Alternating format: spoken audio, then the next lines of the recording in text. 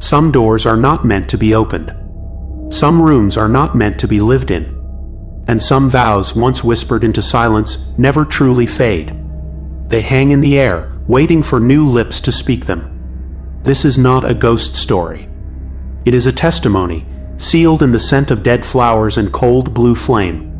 My name is Thomas Vale, and I have been invited to a wedding that never ends. Family, this is the Dread Codex. Listen closely. The story begins with a key, still warm from a hand that was not human.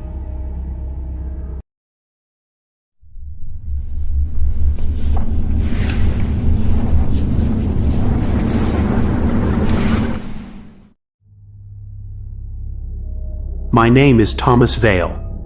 I no longer pray because I know something else is listening. I no longer say my wife's name aloud because it echoes in places I cannot see. This is why. In 2016, Eliza and I moved to Savannah. We carried our happiness with us like a lantern, foolishly believing it was enough to light any dark. We found the townhouse on East Jones Street. The listing called it charming. The price called it a miracle. The realtor, Miss Ainsley, had eyes the color of old dust. She never blinked when she said, "The estate has a preference for a young couple." In love, she pressed the keys into my palm. They pulsed faintly like a slow heartbeat. For 7 days it was quiet, not peaceful. The quiet of a held breath. On the 8th morning, the garden betrayed us. Eliza had planted jasmine. Overnight, the blossoms shriveled into tight black fists.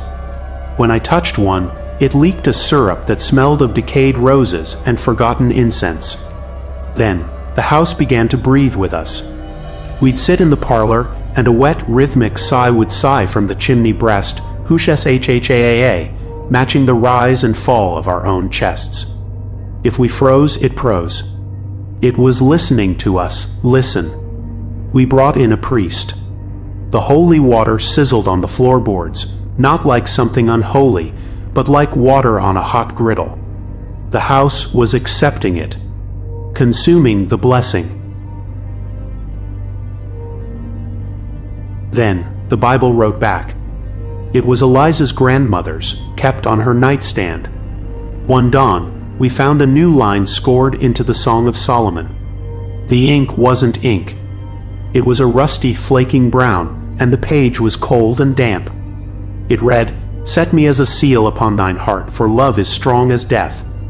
My vow is the chain. I am the lock." Eliza started humming a tune she'd never learned. At night, from the garden, a woman's voice would take up the melody, "Will the circle be unbroken?" But the final verse always curled into a lullaby. "I will break the circle, darling. I will make it new for you." Our wedding photograph turned its back to us. Twice. The second time, the glass didn't just crack over Eliza's face. It webbed, perfectly tracing the outline of a veil. Then came the invitation. Not on paper. In the wall. We were reading when we heard it. Scritch, drog, scritch, a single fingernail, drawn with unbearable patience along the inside of the plaster. It traveled the length of the parlor, a vile map tracing the perimeter of our home. It paused behind Eliza's chair. The Victorian wallpaper, with its tiny roses, puckered. Then it split vertically, like a slow grin. From the tear, a thick black sap welled and dripped, smelling of turned earth and almond cake. Eliza began to fade. She'd stare at a sunbeam and whisper, "He says the light is wrong here. He says it's softer in his chamber." Her eyes grew distant, reflecting rooms I couldn't see. I found her at dawn, her hand moving in frantic, perfect loops. She'd filled a notebook. Every line the same words, each more desperate than the last. "The groom is waiting, the groom is waiting, the groom is waiting, the groom is..." She looked at me, through me. "You're not in the party," she slurred. "You're just the witness." That night the bedroom door groaned. Not from the hinges. From the wood itself. The center panel bulged inward, forming the slow impression of a forehead, a shoulder leaning in. And the voice, it didn't come from the hall. It came through the door, the grain of the wood vibrating into sound. A groom's voice, intimate and horrifically eager. "Eliza. My cherished. The guests are gathered. The ring is hungry. Let me in." From under the door, a slick of that same black sap oozed, carrying with it the cloying scent of a rotting wedding bouquet. I screamed the first verse that came to mind, "The Lord is my shepherd," and the oozing stopped. The silence that fell was profound. It was the silence of a predator pausing, tilting its head. Interested. We packed in a frenzy. As I threw the last bag over my shoulder, the air crystallized with cold. Above our bed, the plaster had changed. Carved not by any tool, but as if by an invisible burning finger, were the words, "I have called you by name. You are mine. Lie down in the bed I have made." Eliza's scream was a shattered thing.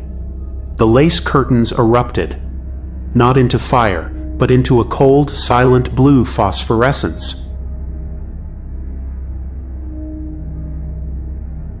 They burned down to ghostly lace in seconds, and where their ashes touched the window pane, they seared a permanent twisted symbol into the glass, a circle but broken with a thorned band running through it.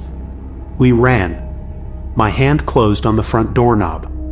It was wet, pulsing. The wood of the door rippled. A vertical crack split the middle, peeling back into wet, fibrous lips.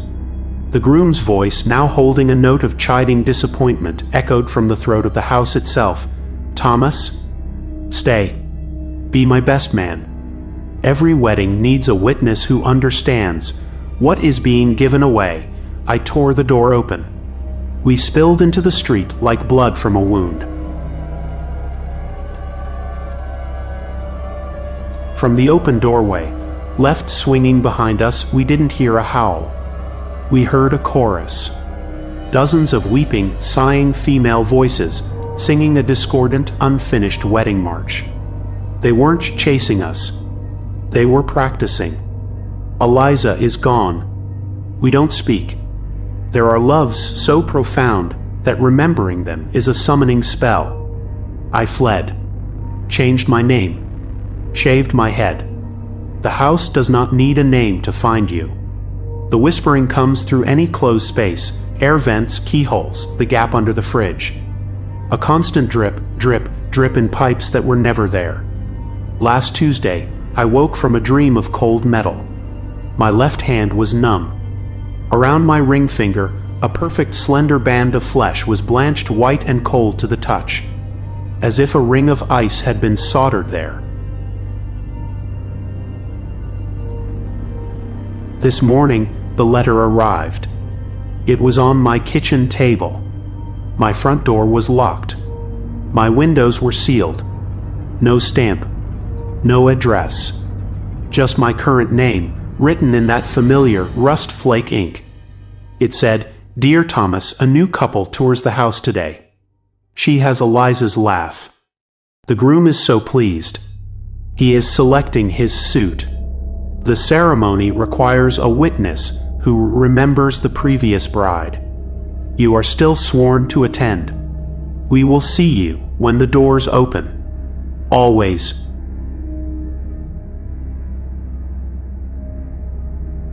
This is the story of 27 East Jones Street.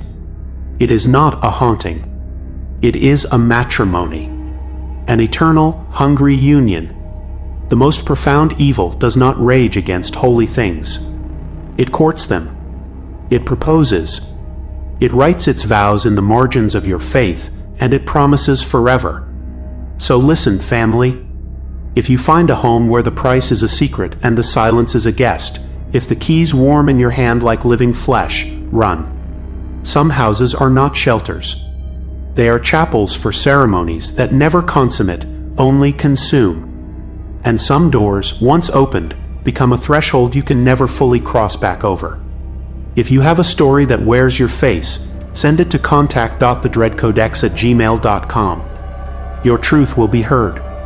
Your listens keep these warnings alive. Until next time, may your thresholds hold. May your name be your own. Good night.